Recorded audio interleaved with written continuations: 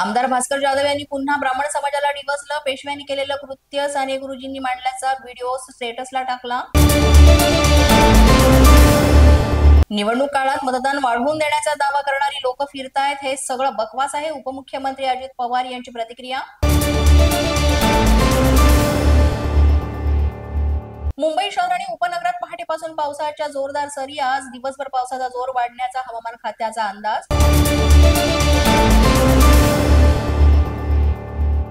अमरावती जिल्ह्यात सर्वदूर पावसाची दमदार हजेरी. शेतात मोठ्या प्रमाणात पाणी साचल्यानं कपाशी, तूर, सोयाबीन पिकाला मोठा फटका. तर वर्ध्याच्या आर्वीतील जुनी वस्ती परिसरात नाल्याचं पाणी घरात.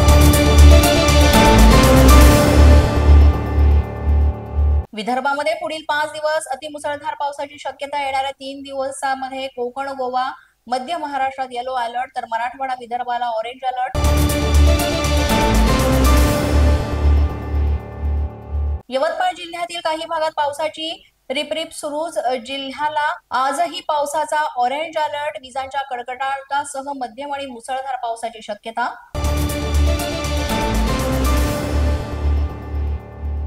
सोलापूरच्या माढा तालुक्यातील वारनोली गावामध्ये जिल्हा परिषदेच्या शाळेला गळती. शाळेचं छत गळत असल्यानं शाळेबाहेर वर्ग भरवण्याची शिक्षकांवर नामुष्की. दुरुस्तीसाठी लाखो रुपयांचा निधी येऊनही दुरुस्ती न झाल्याची शिक्षकांची माहिती.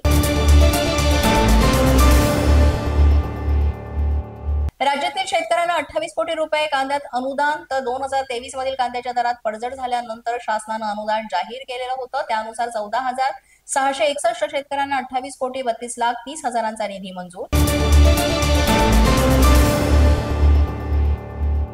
पुणे शहरातील बेशिस्त वाहतुकीला चाप बसणार. वाहतुकीवर नियंत्रण मिळवण्यासाठी देशातील पहिली AI व्हेकल पुण्यात दाखल. AI व्हेकल बेशिस्त वाहतुकीवर करडी नजर ठेवणार.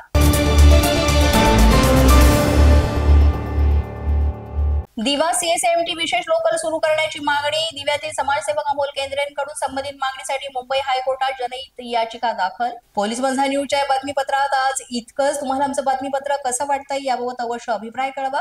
यासाठी पोलीस बंधा न्यूजचे YouTube चॅनल सबस्क्राईब करा. तसंच आमचं फेसबुक, इंस्टाग्राम आणि ट्विटर अकाउंट फॉलो करा.